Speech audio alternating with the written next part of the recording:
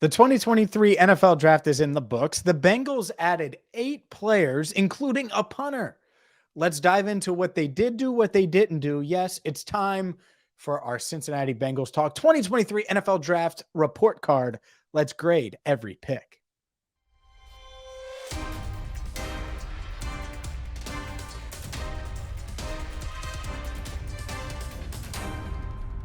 Hi again, everyone, and welcome in to Cincinnati Bengals Talk. I'm James Rapien of allbengals.com. First off, I want to thank you for following along all weekend long as we covered the 2023 NFL Draft at Paycor Stadium, for supporting our announcement, the Enter the Jungle book that you can get at CincinnatiBengalsBook.com. Pre-orders have just gone off the rails in such a good way. The support, the kind comments, all of those things.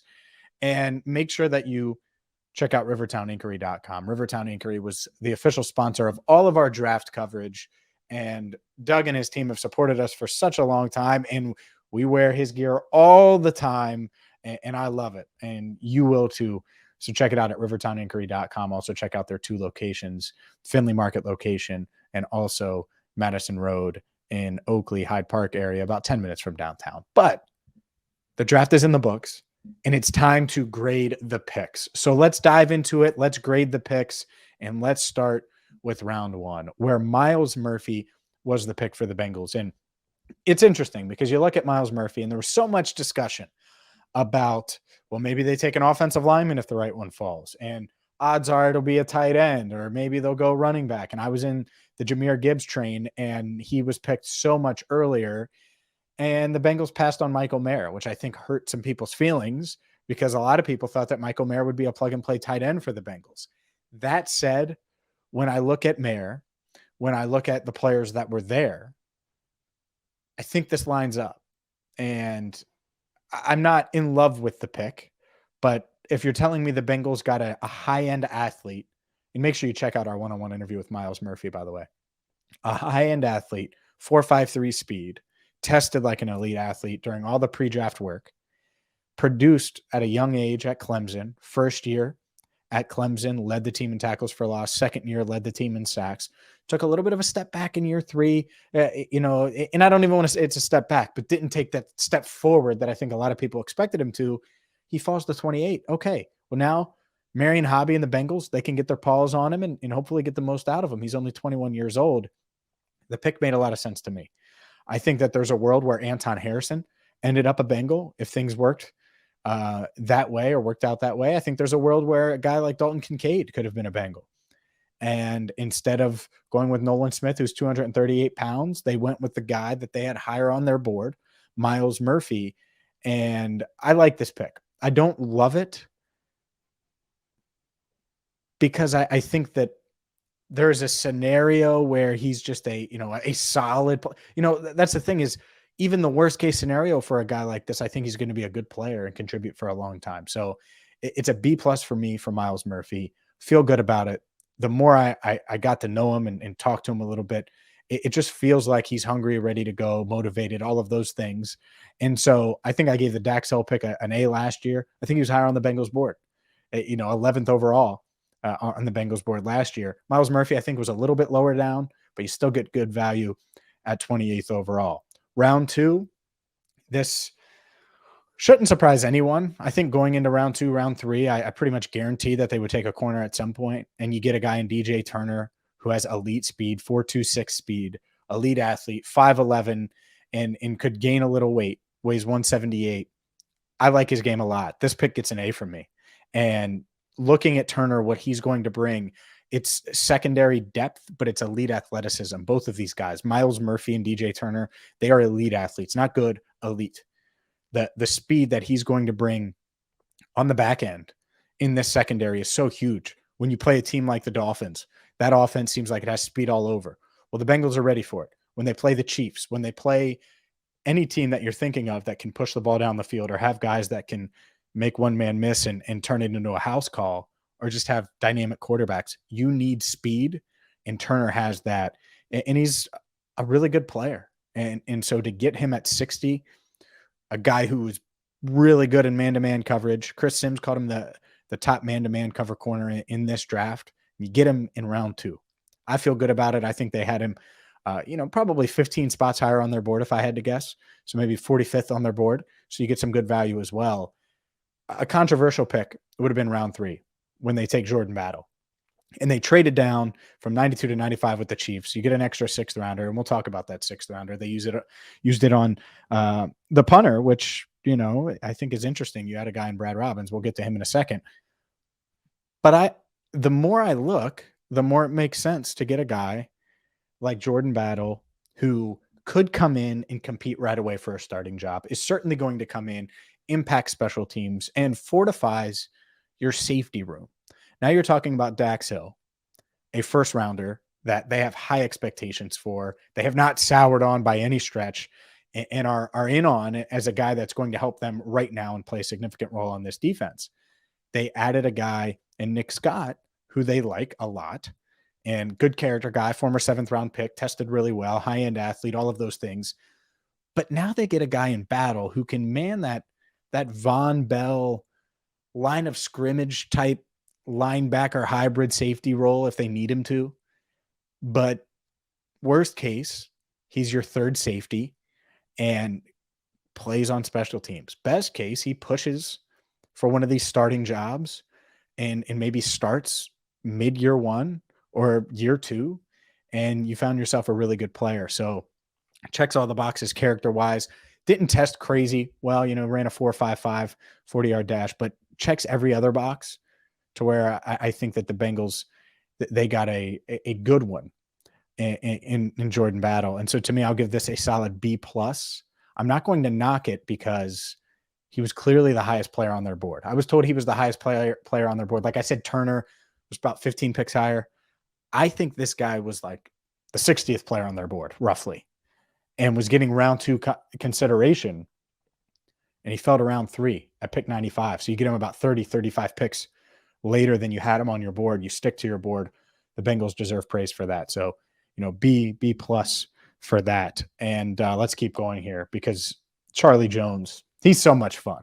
You're talking 4.43 speed, elite athleticism. He is older. That's the knock, right? He's 24 and a half. Will be 25 years old in October. 110 receptions last year. 12 touchdowns. Just a awesome player at Purdue. Produced late, but he's got the return ability. That's the thing with Charlie Jones. Like, there's no clear path for him to be a significant contributor on offense as of today, but he should be the starting punt returner from the jump and maybe kick returner. We'll see, but certainly punt returner, and was electric there. Big Ten returner of the year in 2021. And then he goes to Purdue and shows off what he can do. Really great route runner. Someone that I think Joe Burrow is going to love. It's not going to take him long to get on the same page. And those two guys should get along well. And here's an idea, by the way.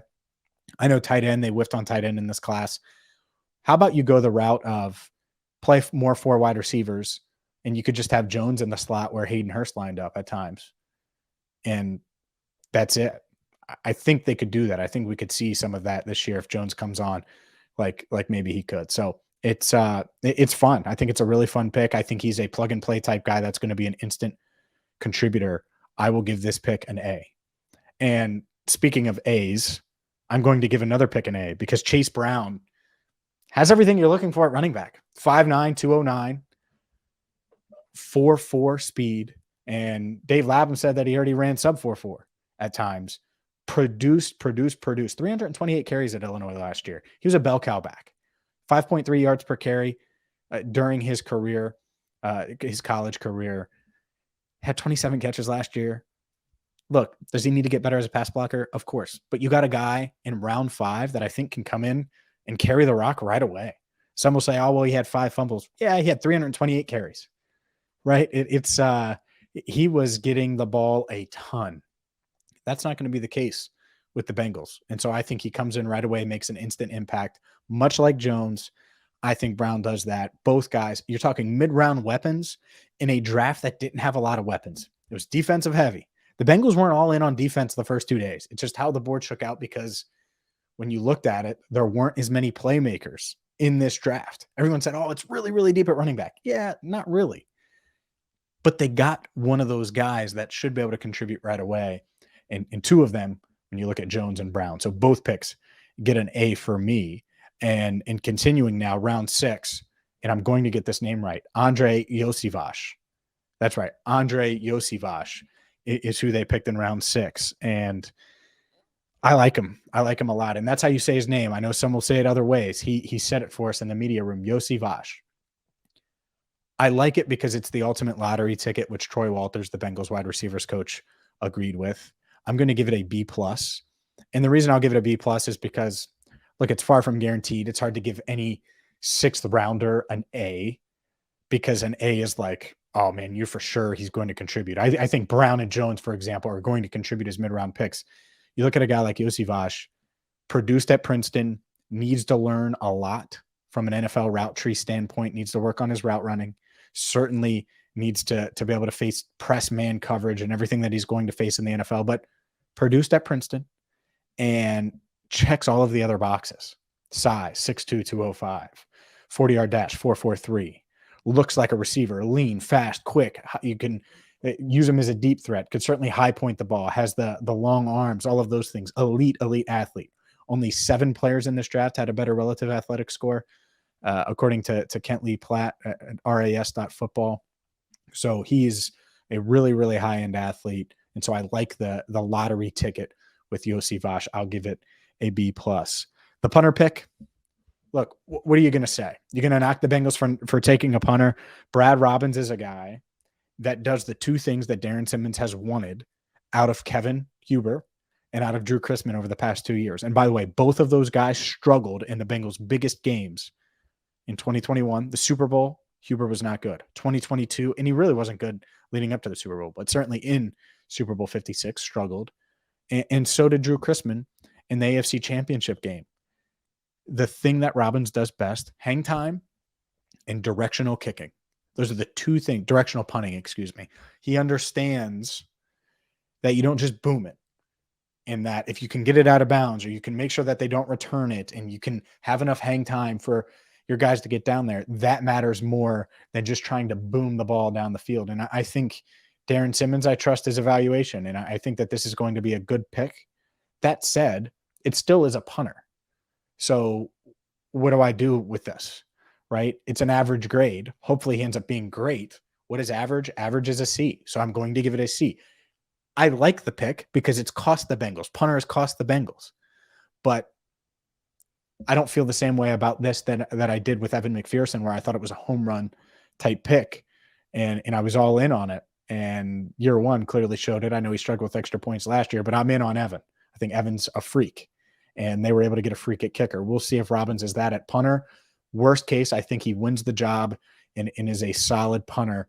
So that's a solid pick in round 6. I'll give that a solid C. And then the final pick, DJ Ivey out of Miami. Good length, 6 foot tall, 4.46 speed. I get it. Add another corner, a guy that you probably thought you wouldn't be able to sign as an undrafted free agent. So you take him with pick 246 right at the end of the 7th round. And instead of having to sign him and give him a bunch of money up front to try to get him to Cincinnati, which the Bengals usually don't do with undrafted free agents, and we can talk about those guys another day, you get him. Not going to knock that. I'm not. And so this one also gets a C. It's an average pick to me. It's 7th rounder. Hard for me to give it much better than that, but I get it. You add another cornerback, that makes a lot of sense. So overall, I like what the Bengals did in the draft. I love that they went with the strengths of the draft. And the strengths were what? Defense early. And they were in on tight end, by the way. I know people would be critical about that. They would have loved to have picked a tight end early. It just didn't fall their way, and they weren't in on Darnell Washington. Didn't view him as a fit in their offense. We'll see. Maybe he ends up being great for Pittsburgh. They didn't view him as a fit for their offense because he's not a dynamic pass catcher. He's not. People think he's going to turn into Rob Gronkowski. I highly doubt it, right? That said, I get it. I get the concern. I also don't blame them for taking a guy in Jordan Battle who was much, much higher on their board. And obviously they traded down and they were able to get the punter as well in Robbins. So overall, I get some of the beef. I love the double dip at wide receiver. And I look at this draft overall. You got so much faster, so much more athletic. You've bolstered your depth in a bunch of ways. I think they added the speed they needed. Charlie Jones, if he was on the field in the AFC Championship game when Boyd went down, even if it's on just that 3rd and 8 play where Chris Jones gets to Burrow, we might be having a conversation because this dude gets open. And I think Burrow's going to love him. So I like what they did. I think this is a solid B+ draft. It's not an A+. It's not a C. It's not average. It is a really, really good draft. So if I had to give them a grade right now, and people say draft grades are stupid or whatever, no, they're not. It's what you think in the moment. And so in the moment, I think that was a high end above average type grade or type draft that fell a little shy of that elite tier. That's fine. B+. Sign me up for that. B+. That's much better than passing, much better than average. And heck, if the punter works out, if Iosivas works out, if some of these first 4 picks do what I think they can do, this could end up being a really, really great draft for the Bengals as they continue to push towards a championship. So I'll give them a B+. I feel pretty good about it. Let me know your grades. Make sure you hit that subscribe button, ring the bell. Also, make sure you check out the CincyHat.com. I'm telling you, the CincyHat.com. And until next time, for Andrew Fox Miller, who needs to get some sleep, he's been editing his tail off. Shout out to Fox. I'm James Rapien. Hit that subscribe button, ring the bell. And until next time, thank you so much for watching Cincinnati Bengals Talk.